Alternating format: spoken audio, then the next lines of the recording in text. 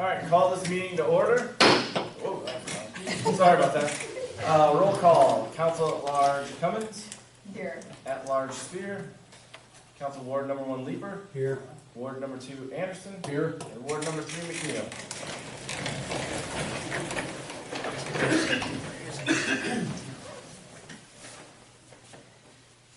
I pledge allegiance to the flag of the United States of America and to the republic for which it stands, one nation, under God, indivisible, with liberty and justice for all.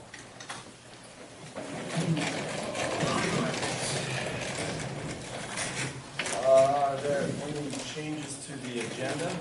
Yes, the road use tax report has been replaced with the report that you were all given. The actual change to the report was only on page 5, where there was the addition of the 11th Street and 2018th Street project final costs. Otherwise, everything else still stays the same. All right.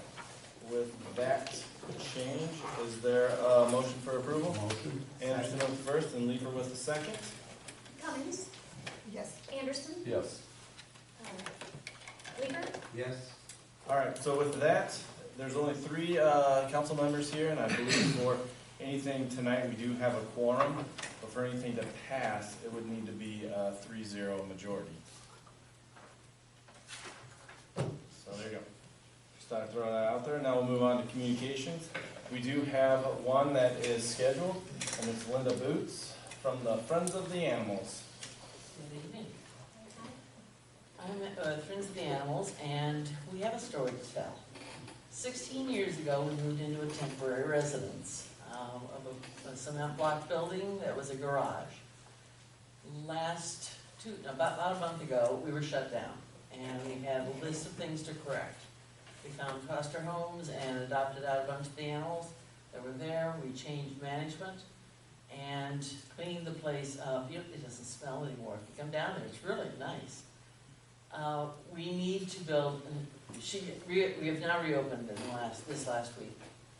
She came and inspected on the basis that we build a new building. We cannot stay there. So I'm here to talk to you about building a new building.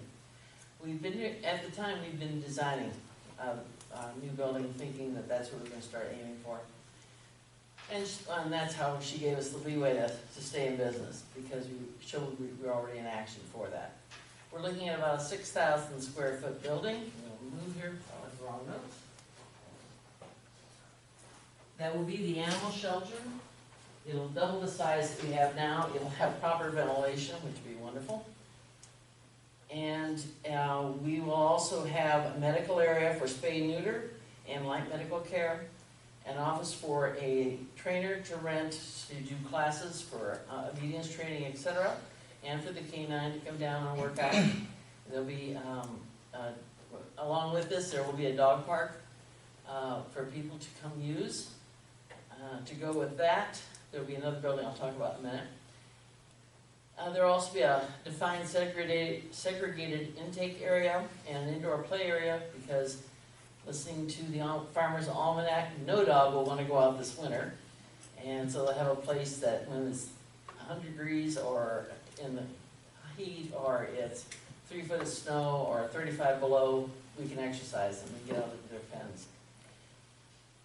We also are going to include cat condo cages where multiple cats can move around. They're much larger rather than these small little containers that they've been kept in. And we're doing a 30-day churn. We've worked out with Petco to take some of the cats, possibly the dogs. Fostering, we're going into fostering now so that they'll be in social situations. And with the addition of paid employees to be there definitely at certain times to take care of the animals. Okay. Along with that, we want to do a dog park. We're looking at a minimum of an acre, divided into 3 sections. Will be the large dog area, the small dog area, and an introductory area where if you're coming for the first time, you're not throwing your dog in with a bunch of dogs right away, but he can be in this penned area and exercise and get used to having other animals around him and the actions. Each area will have an agility area in it so that you can work your dog out, running between the tubes and up and over and puddles and all the rest. That will be, paid admittance, which will give us some income toward it. You can either buy an annual and maybe a discounted for the second dog or third dog or whatever, and, or a day care pass. That will be run through the shelter. We'd also like to have a walking trail around the area, the perimeter, so you can get out and get some exercise that way.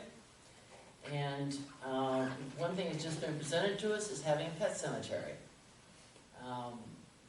It'll depend on where we're at and what we can do, water tables, etc. A couple of places we're looking at, the water's too high under the ground to dig a hole, so.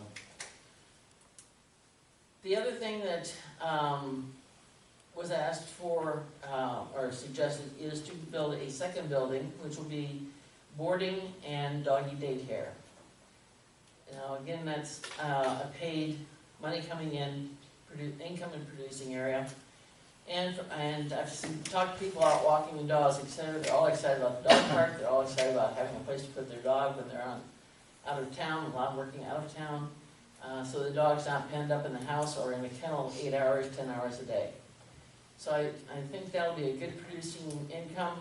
And boarding, the two places that board in the county are booked up full a lot of the time, especially through summer and holidays. So additional income coming from there.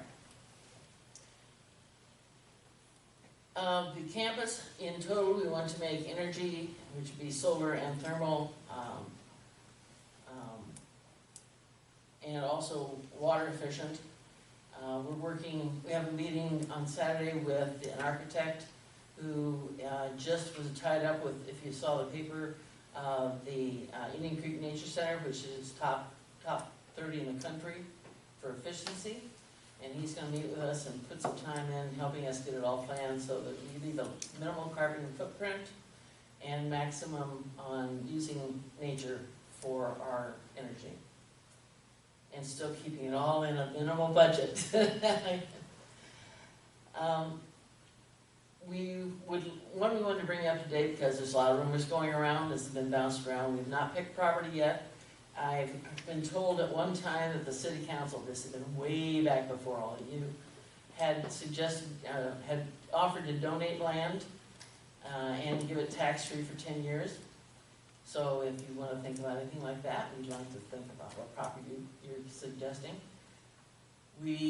Our goals are on pavement, easy access because it will be a county intake center, and not floodable. That's basically all we ask. And big enough that, about 4 acres is what we're figuring for car parking and getting out and moving around and the park and stuff. And sound control. We were looking at property over by the fairgrounds, but with the races and that, I live 5 miles out of town. I can hear them like they're outside my door. So we can't avoid all of that, but we can minimize highs and lows of sound. So that's about it. Any consideration you could give us? We might be on the edge of town. We're looking at a couple of properties there. And which would be actually in the county. We may be able to connect up to the city as far as sewer and water. It's all up in the air, and she sort of put us in a time crunch, so we kind of moved a little faster than we thought. So we're pushing to get some input out, or information out that's been put back, so we can make final decisions. Any questions? I know you guys do great work. I was at the Lions when Kara came out and talked, and she's very passionate about her work there. She's superb. Yes. Can't ask for a better manager. And what you guys do is great. And it's not only just Tipton, but you guys take animals from all over the county. I went out to a hoarding situation shortly after I joined in. And you can't believe that that's going on around here, but the filth, the dogs in cages they couldn't stand up in. And you think, oh my God, how can that happen here? You say maybe the cities, but no, we have problems here. In fact, I think there was just something on Facebook, someone around here's got 60 cats in her next door neighbors or something, and she's trying to figure out what she's going to do about that because her dog. Mm-hmm. So, yeah, it's in our own little neighborhood, and we need a facility. Thank you for your time. Well, thank you for everything you do. Alright, so that was the only scheduled communication, so we'll now move on to the unscheduled. Just as a reminder, scheduled ones can be up to 5 minutes, but unscheduled, please keep your remarks to about 3 minutes. And if anybody would like to address the council, make your way to the podium. State your name and address for the record. Alright, seeing if there are none, we'll close that portion of the meeting and move on to the consent agenda, which these can be enacted with one motion. And they include the city council minutes from September 4th, airport minutes from August 14th, library minutes from July 17th, library director's report from July of 19 library annual report, and the treasurer's investments report from August of 19, and the claims register, which includes claims paid under the current purchase policy. Do any of these need to be taken out to be discussed? Seeing there is none, is there a motion? Anderson with the first, Second. and Cummins with the second. Anderson? Yes. Leeper? Yes. Cummins? Yes. Alright, so we're to G, which is a public hearing, which, in a second I'll ask for a motion to open. But it's a public hearing for the 2019 Community Development Block Grant, which is CDBG application with Mark Schneider of the ECIA. So first, is there a motion to open the public hearing? Leeper with the first, Second. Anderson with the second. Leeper? Yes. Cummins? Yes. Anderson? Yes. Alright, so the public hearing is open. Mark, if you wouldn't mind making your way to the podium, and Brian, if you have any other remarks? I know that Mark has certain things that the rules require him to cover and that our minutes are required to record, so I guess I'll just let him take it away. Alright. Okay, thank you,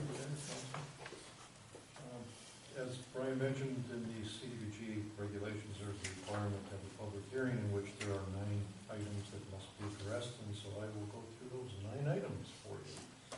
First is how the needs for the proposed activities were identified. The project consists of actually some water main replacement, which I'll get to a little bit later in the specifics, and then sewer rehab work that's throughout the area as well. The needs for the proposed project are identified by city staff and engineering consultants based on their knowledge of the city's utilities and studies that they've done of them. Proposed project will address the deficiencies in the northwest section of the city where the majority of water and sewer system deficiencies have been noted. The water system has had frequent breaks, which disrupt service, creates pressure drops, loses large amounts of water, and creates potential contamination of the water system. The sewer system in the area also has locations with cracked pipes, broken pipes, collapsed pipes, and service lines that have been identified protruding into the sewer main, as well as manholes with high infiltration identified in 6 particular manholes. The proposed activities would be funded with this $400,000 in CDBG funds and $367,965 in state revolving fund monies to fund the proposed project, which totals $767,965. Application will be submitted to meet the October 1, 2019 quarterly round of application deadline for the CDBG program. As noted above, the city is requesting $400,000 in CDBG funds. The estimated portion of the CDBG funds would benefit low and moderate income persons. The project's proposed to take place in the U.S. Census Tract 4503, Block Group 2, which is roughly the northwest quarter of the city of Tipton. And according to the census data, that area has a 62.47% low and moderate income population. The proposed activities will be conducted, where the proposed activities will be conducted, there are 2 proposed activities, as I mentioned. The water project would be conducted along North Avenue between 10th Street and Highway 38 at the north end. And the sewer project would be throughout the northwest quarter of the city within that Census Tract 4503, Block Group 2, which is bound by the city limits on the north and west.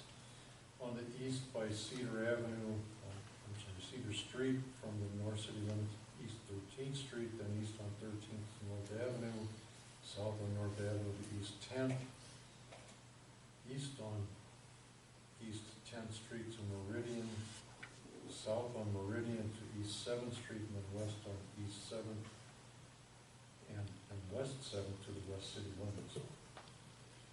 The plans to minimize displacement of persons and businesses as a result of the funded activities by the design of the application and project. There will be no displacement of households and businesses anticipated. Plans to assist persons actually would be displaced, and while the city anticipates no displacement, should there be displacement, the city agrees to fully comply with the Uniform Relocation Act and or Section 104D of the Housing and Community Development Act as it has been amended, should there be any displacement.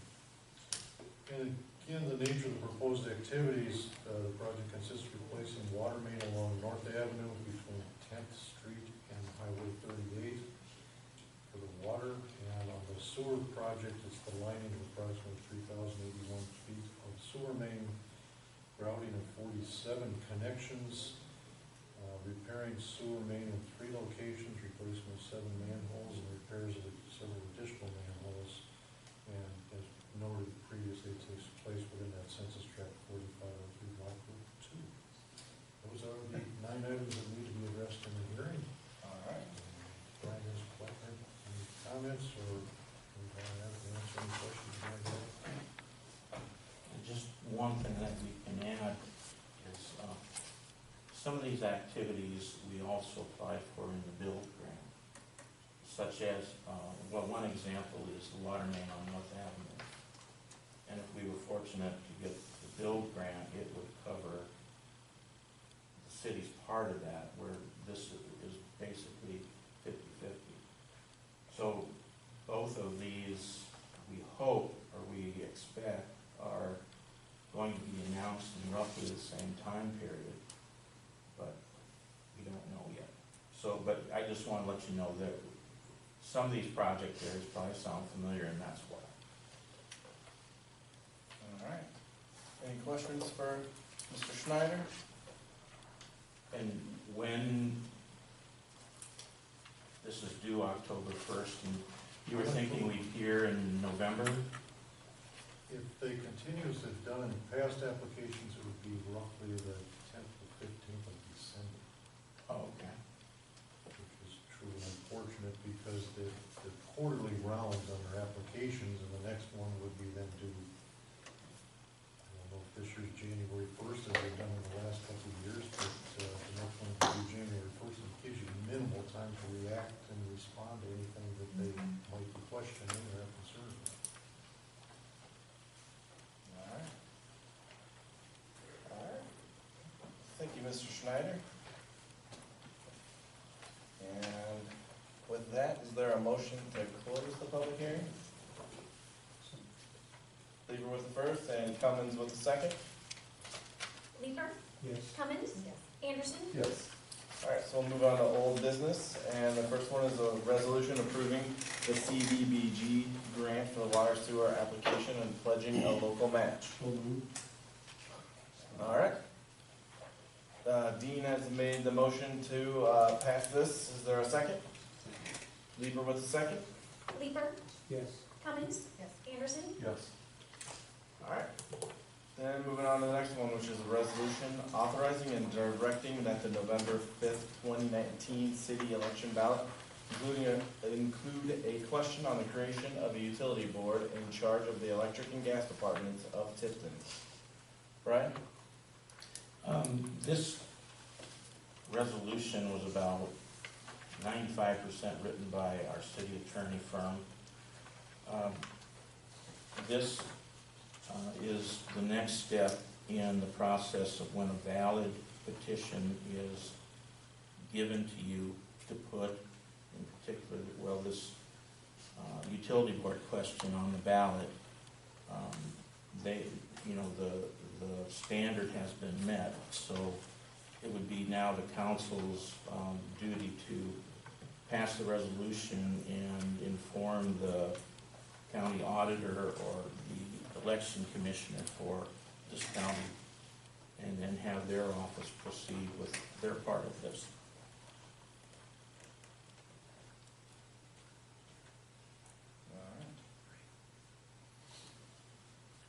So, is there any questions for Brian on this, or comments?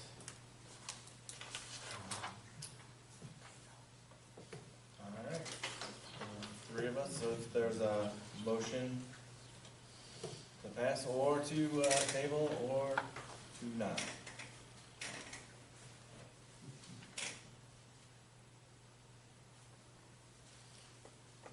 There's really no choice. Yeah. Is this the wording here in section one, is the wording of how it's gonna be placed The on the ballot ballot, question, right? Yes. I'll make a motion. Cummins with the first. And Anderson with the second. Excuse me, Cummins, Yes. Anderson, Yes. Leeper, Yes. All right, so direct that question will be on the ballot. And then number three, old business, which is discussion of possible action about the response to request to allow chickens within the city limits. Yeah, this came up at your last meeting under the communications section. We had a request from a potential new resident asking if the city would develop an ordinance to allow this. I put it on as a chance for you to respond, you know, if you've thought about it in the last couple of weeks. You can table it if you want. I talked to her last week, and she was a little undecided as to whether or not she was gonna come here tonight. She called and asked if there was any sort of extra information she could give. I really couldn't think of anything, but I told her whatever she might send, we'd pass on. She said she lives 4 hours away, and that's why she was kind of up in the air about whether or not she wanted to be here. So I take it that she chose not to be here. But anyway, this is your chance to give us guidance if you're interested in going down this road, or if you're not. We had this come up once before, and it was denied then, and I think it still should be denied for within the city limits. Out of the city limits, we don't have any control, but within the city limits, it's a, Well, I would say if it's allowable by the neighborhood and everybody signs off on it as a positive, I don't think they should be denied the opportunity. With the restrictions in those ordinances, I think it's okay. Abby, you got any thoughts on it this week? I would like to hear more about what the public thinks, I guess. I know that it's come up before. I feel like if I recall, it was a little more, probably negative response than positive response. But if I recall, there was also a lot of positive response. I think there were a lot of people interested. So I would like to hear more about what the public thinks. I'm having difficulty with this one. I'm not really in favor of it, but I'm just not hard on that right now. I think you're probably at the point of tabling this item because you've got 1 for, 1 against, and 1 Yep. in here. So if you want to pass a motion to table this to the next meeting when you hopefully have 5, I'll put the same motion on, and I'll let the lady who's here know that it was tabled tonight, if that's what you want to do. I'm going to table it.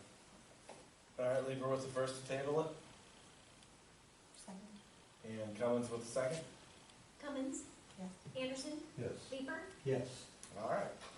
Now on to new business, which is the first one is the interactive art project and crosswalk by Christine Booby. Linda? Hello. Hi. Well, I hope you all have gotten to the park so you can see the interactive mural that Christine did, and it looks fabulous. There's been a lot of photos going on over there. And, you know, it has Tipton, they're in Tipton, Iowa, so it's a very, very nice project that is done. And then she's still working on the crosswalk. She got rained out, and the pavement has to dry for 24 hours before she can move on with that. And that too is very lovely. And we're just bringing a lot of art into our community. Art is the thing to be doing, and I'm very proud of those two projects that she's completed for us. So just wanted to give you an update on that, and then I want to let you know the mural was to be hung this past weekend, and our artist Drew did not have the correct screws to go into the mortar, and so they were ordered at Spahn and Rose. They do plan to attach it this weekend. All right. So I just wanted to give you an update on that. All right, thank you very much. And the second one, which also involves you, is a discussion and possible action concerning an art project to include both the elementary and middle school students. One of the great things is when we go to these conferences, you bring back a lot of ideas. And one thing that Ross found downtown and then brought it to my attention was some art projects again. And students had done these projects, and it was Dubuque. So I took photos of them. In Dubuque we work, in Dubuque we live, and in Dubuque we play. And young students actually did these beautiful little, I don't know, they were not on a canvas, but they were on a piece of plywood attached to a parquet downtown. So I really, really liked it. And I went to Christine Booby again, and I showed her this, and I liked it because our youth needs to also buy into our community, and I'm really a very strong advocate for that. And so I ran this by Christine to see what she would think, because what she would do is actually transpose the art piece of art, and she would complete it. So the student would be the artist, but she would make sure that it was on, the plywood correctly, and then it would be sealed. And so Spahn and Rose said that they would donate the smooth plywood for us, and then Christine, it would take quite a little bit of time. This probably would be a winter project for her. And under my CD projects, I didn't know if you would consider having Christine then paint these. I had talked to Floyd. Honestly, I didn't talk to Virgil, to be honest with you, but I talked to Floyd about seeing if we could put these pieces on the electric gas building facing Lynn Street, so they would be on a sidewalk and they could look at it. And I really loved this. I just thought it was very unique, and again, it was about buy-in with kids. I like it too. And I thought if you decided I could proceed with this, I would go and to different businesses to see about prizes for the children, and make a big deal that we'd have an unveiling of this particular project, and just really make it a big deal for our community. All right. So then, what exactly with this motion? Well, you would have to authorize me that I could pay Christine Okay. to finish the project for us. All right, is there a motion So to Lieber with the first and Anderson with the second? I got to see them, they were neat, they were really neat. Those kids did a great job on And So- they would be painted on a 4x4. So the motion would be to approve that $500 for Christine. Lieber made the first, and Anderson made the second. Anderson? Yes. Leeper? it. Yes. Cummins? Yes. All right, so to the next one, which is discussion of possible action to approve a downtown revitalization incentive program request at 116 West 5th Street. Well, again, I want to commend the city council and our mayor for being so proactive. Our buildings have been let go for many, many years. And there are a lot of businesses that are climbing on board, and they understand the great incentive, first of all, this is, but also saving our buildings. And so, John and Sally Groves, Sally's parents own that building, and they have bought that from their parents, and they are going to have some office spaces, and I included some photos in your packet. Office spaces, first floor, and then they're going to do an apartment on the second. And I personally go in and take the photos, and it needs a lot of work. And you can see the first phase of this, it's almost $45,000. So when I went to the commission, they thought this also was a very worthy project, and the amount that they approved for you to approve was the $7,500. All right, any questions for Linda on this project? Is there a motion to approve the approval? So moved. Lieber with the first and Anderson with the second. Lieber, Yes. Cummings, yes. Anderson, Yes. Thank you. So number 4, which is discussion and possible action to approve a Tipton revitalization incentive program at 67 Spruce Street. Well, every time I stand up here, I'm going to tell you again, thank you for believing in enough that we expanded to TRIP, because those businesses that were outside of the downtown area, they kind of were left in the dust, and now they see how important this is as well. So Zach Peterson, who owns Peterson Land Improvement, he is going to have 2 huge overhead doors installed in his building. One, they have to cut out the building, and the second is to replace, and they kind of boarded it up where the second door would go. And again, the commission looked at this project. He met the guidelines.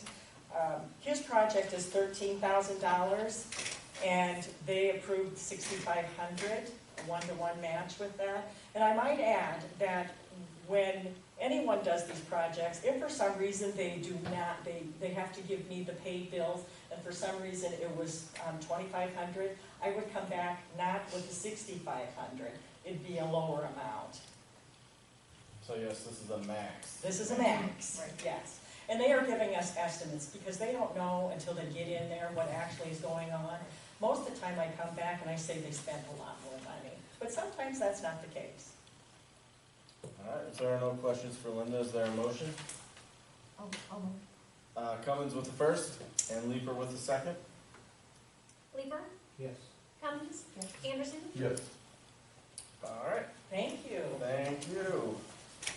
And now we'll move on to number 5, which is discussion and possible action concerning fire alarm replacement at the James Kennedy Family Aquatic Center. Hey, everybody. I started construction in 2005. We've had the same fire alarm panel for 14 years.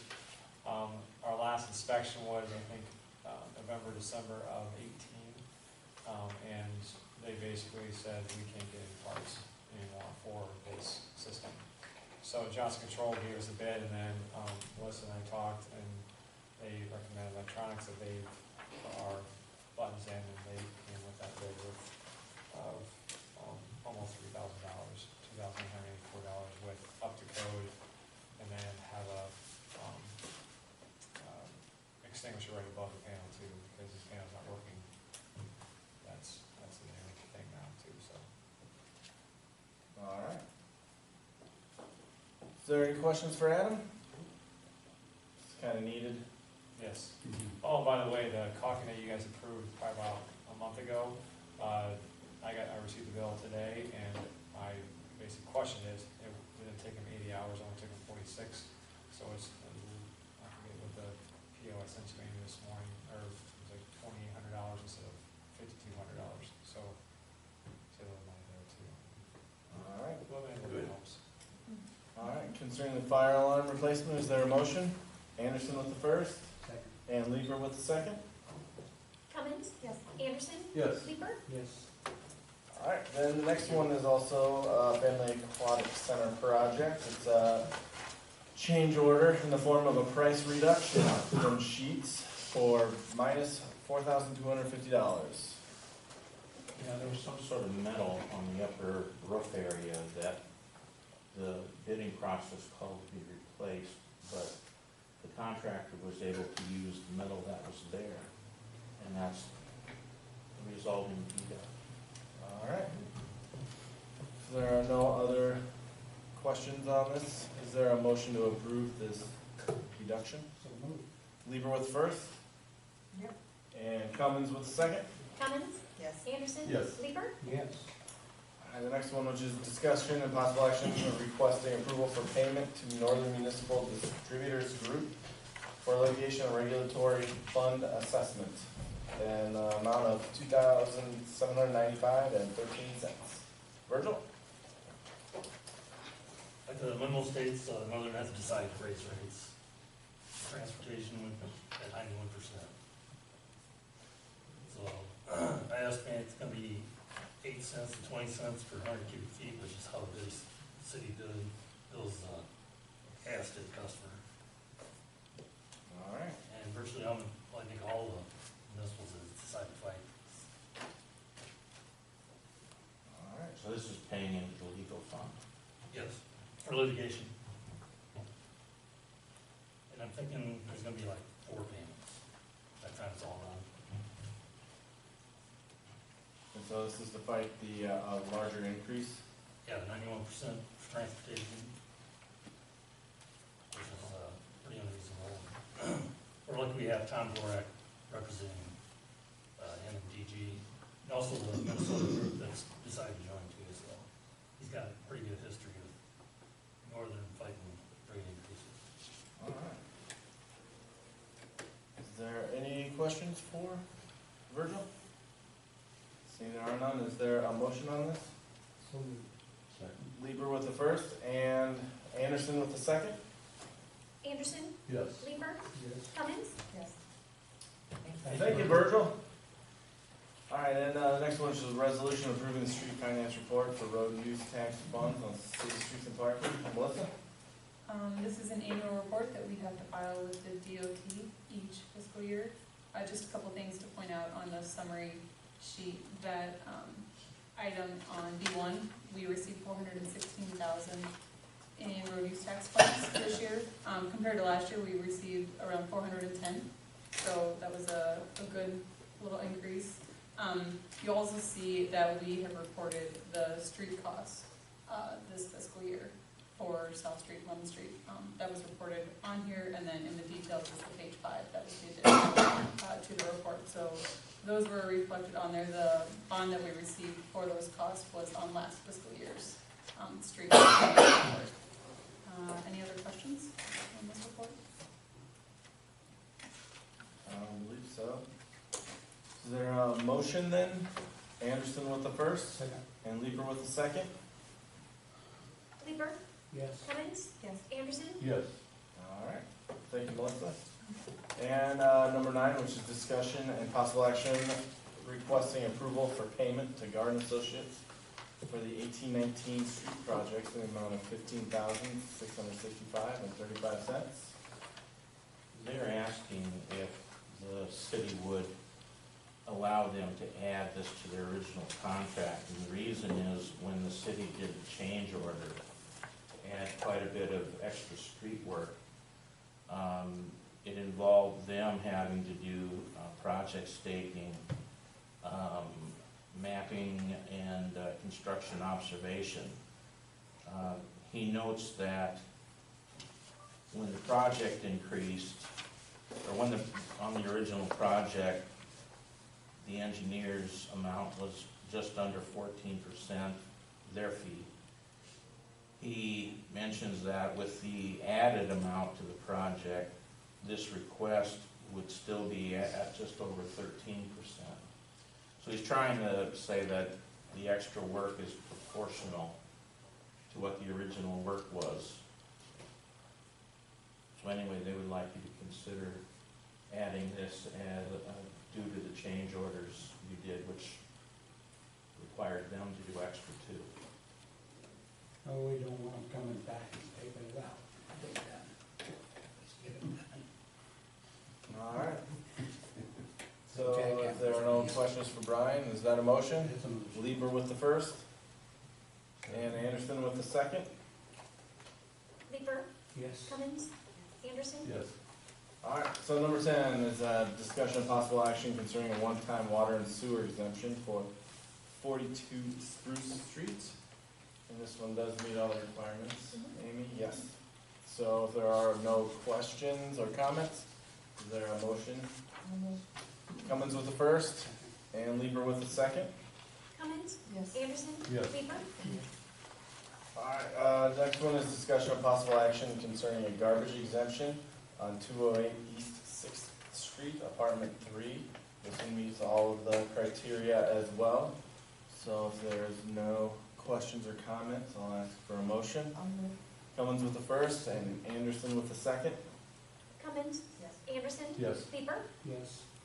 And down to number 12, which is discussion and possible action concerning a downtown mural agreement and an invoice for $4,600. Yeah, this is, a bit after the fact, well, a lot after the fact. The council, when this idea was first proposed to the council, it was, the council was asked to do a resolution to approve the city's involvement. And the result of the involvement is the mural that Linda was talking about that's now to be attached this coming weekend. They didn't submit us the contract to do the job, and so along with their invoice, they've given us the contract. I think there are two of them there, but they're both basically after the fact.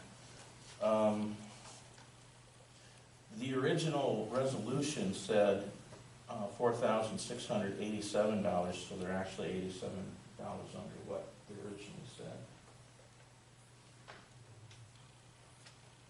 Alright. There are no questions or comments for Linda O'Brien. Is there a motion? I'll move. Cummins with the first and Leeper with the second. Anderson, Yes. Leeper, Yes. Cummins, Alright, and then to close out the night, we do have 2 closed sessions. So the council will move into closed session and then come out of it to discuss what happened in it, and then we'll have to re-enter and do another closed session, and then come back from that to end the meeting. So I will ask everyone to leave the open meeting, except for council. You should pass a motion. Oh, sorry. Close the Right now, over here. yeah. All right, is there a motion to go into closed session? Leeper with the first, Anderson with the second? Leeper, Cummins, Anderson. Yes. All right, sorry about that. Thank you. All right.